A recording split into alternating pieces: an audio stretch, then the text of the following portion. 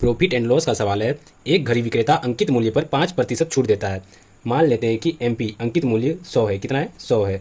अंकित मूल्य पर क्या कर रहा है? 5% का छूट दे रहा है। तो 5% का छूट देगा तो बेचेगा कितने में? 100 का 5% 5 होता है। बेचेगा कितने में? 5 कम में 95 रुपये में बेचेगा। अब कह रहा है आगे सवाल में, यदि वह 7% छूट दे। 5% छूट दिया तो 95 में बेच रहा था। अब कह रहा है क्या 7% छूट दे, तो 7% छूट देगा तो कितने में बेचेगा? 93 रुपये में बेचेगा। अब आगे सवाल में कह रहा है तो पहले से उसे 30 रुपये कम लाभ होगा। 95 में बेच रहा था, अब 93 में बेचेगा तो कितना कम लाभ हो रहा है? 2 यूनिट कम लाभ हो रहा है। लेकिन सवाल में क्या कर रहा है? 30 रुपये कम लाभ होगा। तो 2 यूनिट का वैल्यू कितना हो गया? 30 हो गया।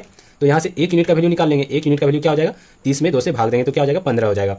1 यूनिट का वैल्यू 15 हो गया। सवाल में कह रहा है घड़ी का अंकित मूल्य कितना है। तो अंकित मूल्य कितना माने थे? 100 यूनिट। तो 100 यूनिट का वैल्यू क्या हो जाएगा?